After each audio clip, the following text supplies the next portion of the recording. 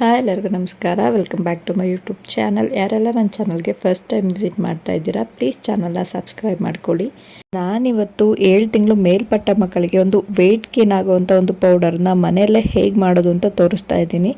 So ಇದಕ್ಕೆ ಬೇಕಾಗಿರುವಂಥ ingredients ಬಂದು ಅರ್ಧ ಕಪ್ ಬಾದಾಮಿ, ಅರ್ಧ ಕಪ್ ಗೋಡಂಬಿ, ಅರ್ಧ ಕಪ್ ಪಿಸ್ತಾ ಮತ್ತು ಏಲಕ್ಕಿ, ಕಡಲೆನ ನಾನಿವತ್ತು ತೊಗೊಂಡಿದ್ದೀನಿ. ನೀವು ಬೇಕಿದ್ರೆ ಯಾವುದೇ ರೀತಿಯ ಡ್ರೈ ಫ್ರೂಟ್ಸನ್ನು ತೊಗೋಬೋದು. ವಾಲ್ನಟನ್ನು ಯೂಸ್ ಮಾಡಿದರೆ ಇದ್ರ ಜೊತೆಗೆ ಇನ್ನೂ ತುಂಬ ಒಳ್ಳೆಯದು. ಮತ್ತು ಸನ್ಫ್ಲವರ್ ಸೀಡ್ಸು, ಪಂಪ್ಕಿನ್ ಸೀಡ್ಸು, ಯಾವ ಸೀಡ್ಸ್ ಬೇಕಾದ್ರೂ ನೀವು ಇದಕ್ಕೆ ಯೂಸ್ ಮಾಡ್ಬೋದು.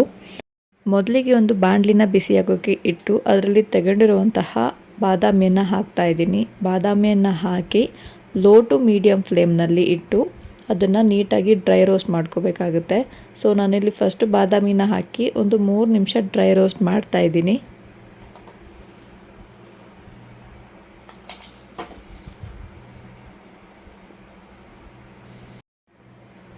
ಇವಾಗ ಇದಕ್ಕೆ ತಗೊಂಡಿರುವಂತಹ ಗೋಡಂಬಿಯನ್ನು ಕೂಡ ಆ್ಯಡ್ ಮಾಡ್ತಾ ಇದ್ದೀನಿ. ಫಸ್ಟು 3 ನಿಮಿಷ ಬಾದಾಮಿನ ಯಾಕೆ ಎಕ್ಸ್ಟ್ರಾ ನಾನು ರೋಸ್ಟ್ ಮಾಡಿಕೊಂಡೆ ಅಂತಂದರೆ, ಗೋಡಂಬಿ ಬಾದಾಮಿ ಕಂಪೇರ್ ಮಾಡಿದ್ರೆ ಸ್ವಲ್ಪ ಬೇಗ ರೋಸ್ಟ್ ಆಗುತ್ತೆ. ಅದಕ್ಕೇ ಬಾದಾಮಿನ ಸ್ವಲ್ಪ ಮುಂಚೆನೇ ಒಂದು 3 ನಿಮಿಷ ಹೆಚ್ಚಾಗಿ ರೋಸ್ಟ್ ಮಾಡಿದ್ದೀನಿ. ಸೊ ಇವಾಗ ಗೋಡಂಬಿನೂ ಸೇರಿಸಿ ಆದಮೇಲೆ ಲೋ ಟು ಹೈ ಫ್ಲೇಮ್ನಲ್ಲಿ ಇಟ್ಟು ನಿಧಾನವಾಗಿ ಕೈ ಆಡಿಸ್ತಾ ಎರಡನ್ನೂ ಕೂಡ ರೋಸ್ಟ್ ಮಾಡ್ಕೋಬೇಕಾಗುತ್ತೆ. ಇದು ನೀಟಾಗಿ ಡ್ರೈ ರೋಸ್ಟ್ ಆಗಲಿಕ್ಕೆ ಒಂದು 6 ರಿಂದ 7 ನಿಮಿಷ ತಗೊಳುತ್ತೆ. ಸೊ ನೀವು ನಿಧಾನವಾಗಿ ಮಾಡಬೇಕಾಗುತ್ತೆ. ನೋಡಿ, ಇವಾಗ ಇದು ನೀಟಾಗಿ ರೋಸ್ಟ್ ಆಗಿದೆ. ಇಲ್ಲಿ ತೋರಿಸ್ತಾ ಇದ್ದೀನಲ್ಲ, ಈ ಥರ ರೋಸ್ಟ್ ಆದರೆ ಸಾಕು. ಇವಾಗ ಇದನ್ನು ತೆಗೆದು ಒಂದು ಸಪ್ರೇಟ್ ಪ್ಲೇಟಲ್ಲಿ ಹಾಕಿ ಇಟ್ಕೊಳ್ಳೋಣ.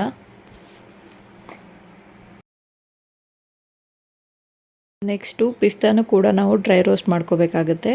ಅದನ್ನು ಕೂಡ ಹಾಕ್ಕೊಳ್ತಾ ಇದ್ದೀನಿ. ಇವಾಗ ಪಿಸ್ತಾನ ನೀವು ಗೋಡಂಬಿ ಮತ್ತು ಬಾದಾಮಿನ ರೋಸ್ಟ್ ಮಾಡಿದಷ್ಟು ಟೈಮು ಏನು ಅದು ತಗೊಳ್ಳಲ್ಲ, ಸ್ವಲ್ಪ ಬೇಗನೆ ರೋಸ್ಟ್ ಆಗುತ್ತೆ. ಒಂದು 4 ನಿಮಿಷ ಇದನ್ನು ಲೋ ಫ್ಲೇಮ್ನಲ್ಲಿ ಮತ್ತು ಮೀಡಿಯಮ್ ಫ್ಲೇಮ್ನಲ್ಲಿ ಇಟ್ಕೊಂಡು ರೋಸ್ಟ್ ಮಾಡಿದ್ರೆ ಸಾಕಾಗುತ್ತೆ.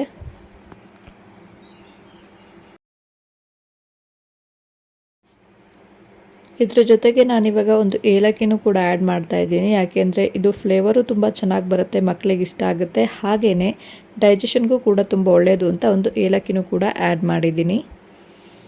ನೀವು ಈ ಪೌಡರನ್ನು ಮಕ್ಕಳಿಗೆ ಹೇಗೆ ಕೊಡೋದು ಅಂತ ಕೇಳ್ಬೋದು. ಸೊ ಈ ಪೌಡರನ್ನು ಸಪ್ರೇಟಾಗಿ ದಿನಕ್ಕೆ 1 ಸ್ಪೂನ್ನಂತೆ ಹಾಲಿನ ಜೊತೆ ಸೇರಿಸಿ ಅವ್ರಿಗೆ ಒಂದು ಮಿಕ್ಸ್ಚರ್ ಥರ ಮಾಡಿ ಕೊಡ್ಬೋದು. ಮತ್ತು ಇಲ್ಲ ಅಂತ ಅಂದರೆ ನೀವು ಅವ್ರಿಗೆ ಸಾಲಿಡ್ ಸ್ಟಾರ್ಟ್ ಮಾಡಿ ಆದಮೇಲೆ ಕೊಡಬೇಕು ಇದನ್ನು. ಸೊ 7 ತಿಂಗಳು ಮೇಲ್ಪಟ್ಟ ಮಕ್ಕಳಿಗೆ ನೀವು ಅವ್ರಿಗೆ ರಾಗಿ ಸರಿ, ಅಕ್ಕಿ ಸರಿ ಮಾಡಿ ತಿನ್ನಿಸ್ತೀರಲ್ವ, ಅದ್ರ ಜೊತೆಗೆ 1 ಸ್ಪೂನನ್ನು ಸೇರಿಸಿ ಅವ್ರಿಗೆ ಕೊಡ್ಬೋದು. ಯಾವ ಟೈಮಲ್ಲಿ ಕೊಡೋದು ಉತ್ತಮ ಅಂತ ಅಂದರೆ, ಬೆಳಗಿನ ಬ್ರೇಕ್ಫಾಸ್ಟ್ ನೀವು ಅವ್ರಿಗೆ ಏನು ಕೊಡ್ತೀರಾ ಅದರಲ್ಲಿ ಇದನ್ನು ಮಿಕ್ಸ್ ಮಾಡಿ ಕೊಟ್ಟರೆ ತುಂಬ ಒಳ್ಳೆಯದು. ಯಾಕೆಂದರೆ ಅವ್ರಿಗೆ ಇದು ಡೈಜೆಷನ್ ಆಗೋಕ್ಕೆ ತುಂಬ ಟೈಮ್ ಸಿಗುತ್ತೆ. ಅವ್ರಿಗೆ ನೈಟ್ವರೆಗೂ ಆರಾಮಾಗಿ ಡೈಜೆಸ್ಟ್ ಮಾಡ್ಕೊಳ್ತಾರೆ. ದಿನಕ್ಕೆ 1 ಸ್ಪೂನ್ಗಿಂತ ಹೆಚ್ಚಿಗೆ ಕೊಡೋಕೆ ಹೋಗ್ಬಿಡಿ. ಯಾಕಂದರೆ ಇದು ಹೈ ಪ್ರೋಟೀನ್ ಆಗಿರೋದ್ರಿಂದ ಅವ್ರಿಗೆ ಡೈಜೆಷನ್ಗೆ ತೊಂದರೆ ಆಗ್ಬೋದು. ಮತ್ತು ಇದು ಮಕ್ಕಳಿಗೆ ಫಿಸಿಕಲಿ ಆಗಿರ್ಬೋದು ಮತ್ತು ಮೆಂಟಲಿ ಆಗಿರ್ಬೋದು ಅವರ ಗ್ರೋತ್ಗೆ ತುಂಬ ಒಳ್ಳೆಯದು. ಇದನ್ನು ನೀವು ಮಕ್ಕಳಿಗೆ ದಿನಕ್ಕೆ 1 ಸ್ಪೂನ್ನಂತೆ ಕೊಡೋದ್ರಿಂದ ಅವರು ತುಂಬ ಚೆನ್ನಾಗಿ ವೆಯ್ಟ್ ಗೇನ್ ಆಗ್ತಾರೆ. ಹಾಗೆಯೇ ತುಂಬ ಚಬ್ಬಿಯಾಗಿರ್ತಾರೆ. ಹೆಲ್ತ್ ಕೂಡ ಚೆನ್ನಾಗಿರುತ್ತೆ. ಅವರ ಬೋನ್ ಸ್ಟ್ರೆಂತು ಮತ್ತು ಮೆದುಳಿನ ಬೆಳವಣಿಗೆ ಎಲ್ಲನೂ ಕೂಡ ತುಂಬ ಚೆನ್ನಾಗಾಗುತ್ತೆ. ಸೊ ಇದು ಕೂಡ ಫ್ರೈ ಆಯಿತು. ಇವಾಗ ಎಲ್ಲನೂ ಕೂಡ ತಣ್ಣಗಾಗೋಕ್ಕೆ ಬಿಡಬೇಕು.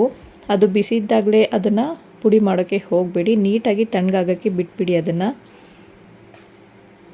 ಇದ್ರ ಜೊತೆಗೆ ನಾನಿವಾಗ ಸ್ವಲ್ಪ ಉರಿಗಡಲೆನೂ ಕೂಡ ಸೇರಿಸ್ತಾ ಇದ್ದೀನಿ. ಇದನ್ನು ಯಾಕೆ ಸೇರಿಸಿದ್ದು ಅಂತ ಅಂದರೆ, ಈ ಡ್ರೈ ಫ್ರೂಟ್ಸು ಪುಡಿ ಮಾಡುವಾಗ ಬಾದಾಮಿ ಏನಿದೆ ಇದು ಎಣ್ಣೆ ಬಿಟ್ಕೊಳ್ಳೋ ಚಾನ್ಸಸ್ ಇರುತ್ತೆ. ಸೊ ನೀವು ಹುರಿಗಡಲೆನ ಆ್ಯಡ್ ಮಾಡೋದ್ರಿಂದ ಆ ಥರ ಎಣ್ಣೆ ಬಿಟ್ಕೊಳ್ಳಲ್ಲ.